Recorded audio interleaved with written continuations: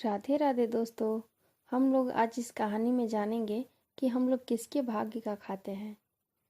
एक आदमी ने नारद मुनि से पूछा, मेरे भाग्य में कितना धन है। नारद मुनि ने कहा, भगवान विष्णु से पूछकर कल बताऊंगा। नारद मुनि ने कहा, 1 रुपया रोज तुम्हारे भाग्य में है। आदमी बहुत खुश रहने लगा। उसकी ज़रूरतें 1 रुपये में पूरी हो जाती थी। एक दिन उसके मित्र ने कहा, मैं तुम्हारे सादगी जीवन और खुश देखकर बहुत प्रभावित हुआ हूँ और अपनी बहन की शादी तुमसे करना चाहता हूँ। आदमी ने कहा, मेरी कमाई 1 रुपया रोज की है, इसको ध्यान में रखना। इसी में ही गुजर बसर करना पड़ेगा तुम्हारी बहन को। मित्र ने कहा, कोई बात नहीं, मुझे रिश्ता मंजूर है। अगले दिन से उस आदमी की कमाई 11 रुपये हो गई।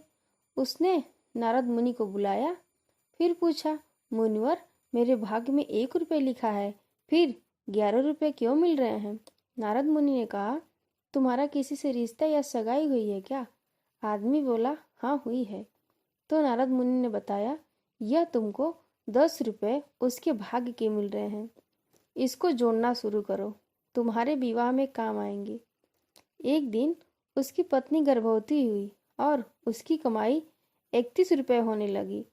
फिर उसने नारद मुनि को बुलाया और कहा, हे मुनिवर, मेरी और मेरी पत्नी के भाग्य के 11 रुपये मिल रहे थे, लेकिन अभी 31 रुपये क्यों मिल रहे हैं। क्या मैं कोई अपराध कर रहा हूँ। मुनिवर ने कहा, यह तेरे बच्चे के भाग्य के 20 रुपये मिल रहे हैं। तब उस आदमी को संतोष हुआ। हर मनुष्य को उसके भाग्य का मिलता है। किसके भाग्य से घर में धन दौलत आती है हमको नहीं पता, लेकिन मनुष्य अहंकार करता है कि मैंने बनाया है, मैंने कमाया है, मेरा है, मैं कमा रहा हूँ, मेरी वजह से हो रहा है। हे प्राणी, तुझे नहीं पता तो किसके भाग्य का खा रहा है। अगर कहानी अच्छी लगी तो लाइक कीजिए। जय श्री राम।